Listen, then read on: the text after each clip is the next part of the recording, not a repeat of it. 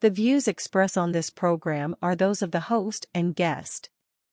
They do not reflect the views and opinions of our sponsors and affiliates. We invoke the right to freedom of speech. From an article written March 3, 2022, 11:08 a.m. Central Standard Time. Updated March 3, 2022, 7:14 p.m. Central Standard Time. By Curtis Bunn.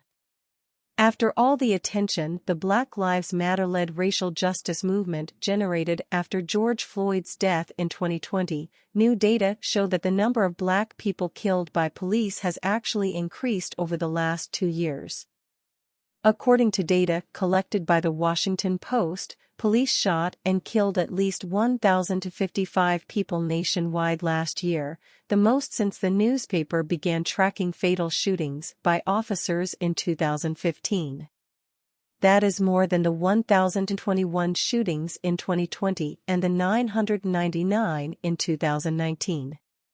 Black people, who account for 13% of the U.S. population, accounted for 27% of those fatally shot and killed by police in 2021, according to Mapping Police Violence, a nonprofit group that tracks police shootings.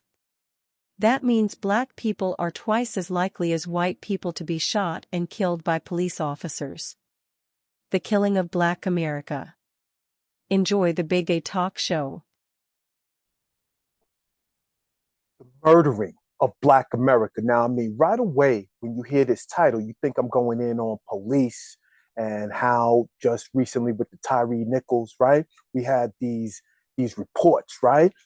George Floyd, Philando. I mean, the list goes on and on. So when you see the title and you think the killing of Black America, instantly you think police, right? Because they are the ones who are supposed to protect and serve us.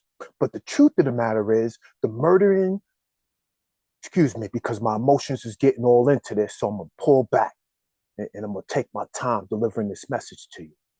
The murdering of Black America is often, listen to this now, often at the hands of ourselves. Now listen to what I'm going to say. There was a time where I went to New York, and this was over the 4th of July weekend. Now remember, we went into Chinatown and I was looking at all of the signs, and all of the signs were in Chinese. And I'm like, man, you know, there was a couple of stores like a CVS or something like that. But as I looked in this 20-block radius, the Chinese culture of people had carved out a section of New York City all by themselves. Follow me. Then I went into Little Italy.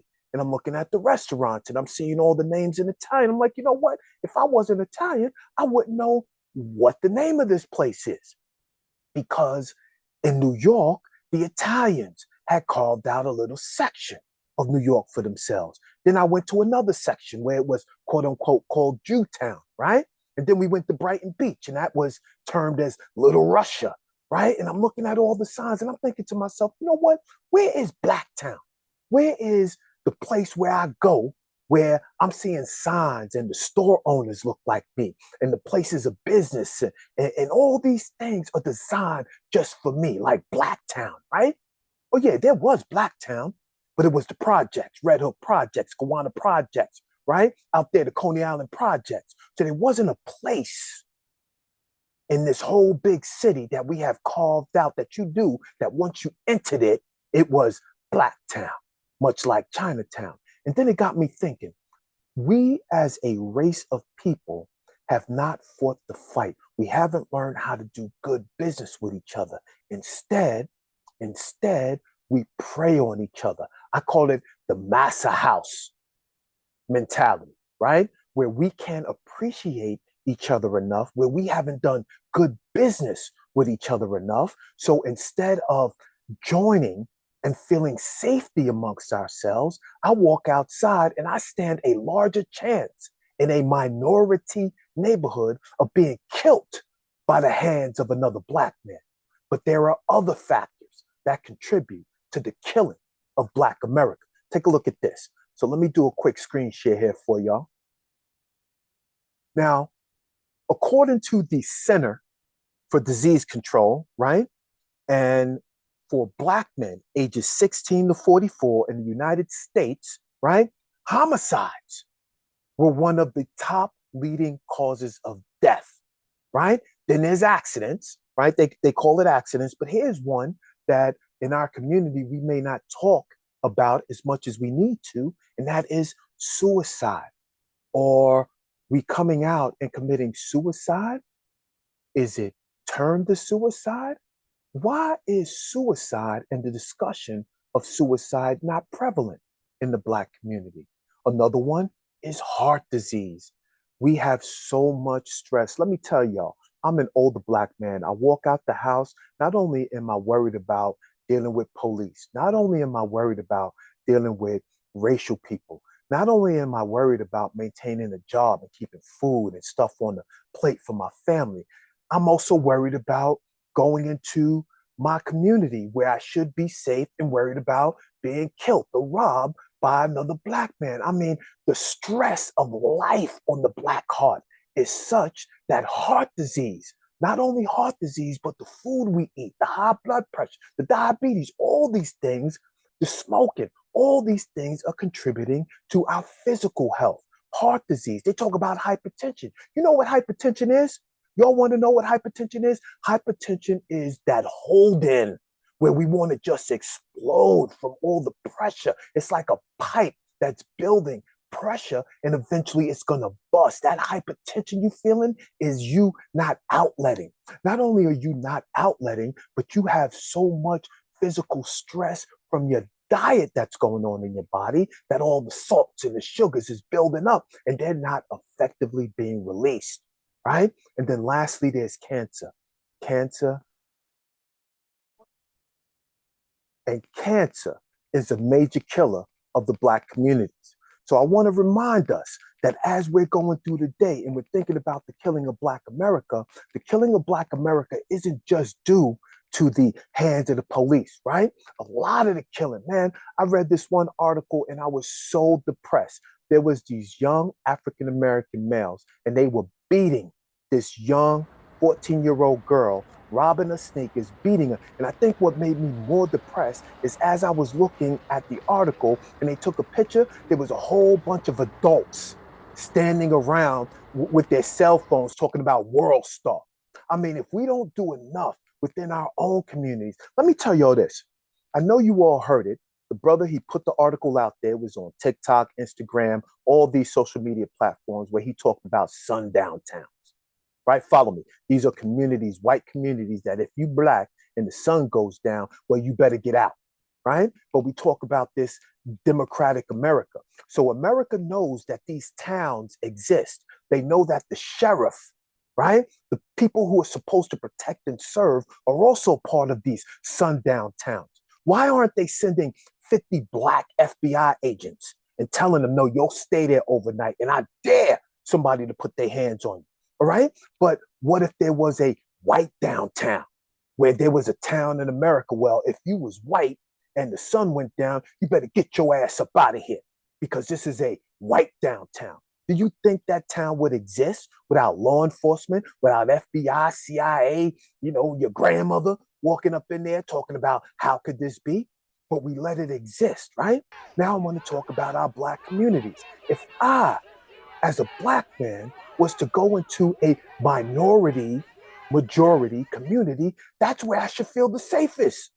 I should be able to walk around feeling the safest. But the truth of the matter is, I walk around and the majority of us feel as though we need a weapon on us because our people prey on one another. Our people rob and kill and rape one another. Our people haven't found a way for us to exist and prosper with one another. I'm talking about prospering in a way that when I want to buy bread, I should go into a Black owned store where Leroy is behind the counter, where Mama Jenkins done bake the bread. When I want to go buy sneakers, I should be able to go into a sneaker store that is owned by one of my people. Because why? The money that is made by other cultures is taken and given back to their community. I want you to think about those majority Jewish communities. You go into those communities, you see the kosher store, that kosher store is owned by a Jewish man. He employs other Jewish people. When he gets the money that the Jewish people bring to him from his store, he takes it and he buys an apartment complex. From that apartment complex, he only rents to other Jewish people. The same thing happened in Chinatown. The Chinaman, yeah, they might have lived 10 to a room, right? That's the analogy that they give, but all the while they were saving and conserving. So then from one apartment, they wind up buying three. From three apartments, they wind up buying the building, and then they rent to their people. The same thing goes with getting their doctors, right? The whole village chipped in to send young Yao to medical school. But when Yao got out of medical school, he provided medical necessities and needs to his people. When they came in there with their insurance, when they came in there with their money, he wasn't concerned because he took the money from his community and then he went and bought things that prospered his community. This is what I'm talking about. When you go into the Chinese restaurant, you notice the employees are Chinese, but we don't have the type of infrastructure to support ourselves. So we're always dependent on other races in this society for our support. I can work my job, but when I work my job and I go into the supermarket, whose money, right, am I giving this to prosper their communities? So this is why the killing of Black America is more so about us killing ourselves, because we haven't found the way to coexist with one another in harmony, where our young people aren't out there shooting and killing and robbing each other for material that none of us are profiting from. The money that we give to all the Michael Jordans that we robbing and killing each other for all the jewelry, the necklaces. Who was that young rapper? Was on Instagram and showed his location, and these young kids ran up in there, shot him and robbed him for a piece of jewelry, a little trinket on his body, but now he's dead. Police ain't do that. White people ain't do that. We doing that to each other. What about the other nightclub in Miami? These rappers are standing there. These guys run up and just start shooting into the crowd, just killing people. Young man, totally innocent, shot in the back of his head. Yeah, police is killing us. They have a job to protect and serve us. This is why we march. This is why we want accountability when police are killing our young people or killing our old people or discriminating against us for no reason. Yeah, we want justice for that killing of America. But what about when Big Nookie got shot? In our neighborhoods, we know exactly who did it. Are we marching in the streets with little Tay Tay got stabbed to death, right? Are we marching in the streets saying we want justice? Are we turning in that person? No, we are allowing our communities to prey on one another. So when we talk about the killing of Black America, I want us to understand a lot of that killing, that 33%, that means 1 in 3 of us is dying at the hands of another Black man. It's just not the killing of America, the killing of Black America.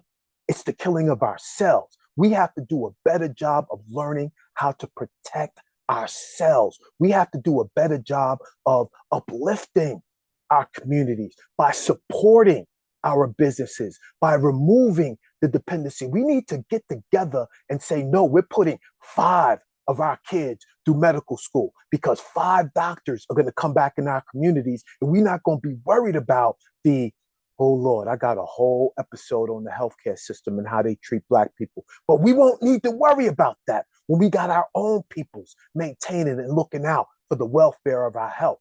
So this is my plea.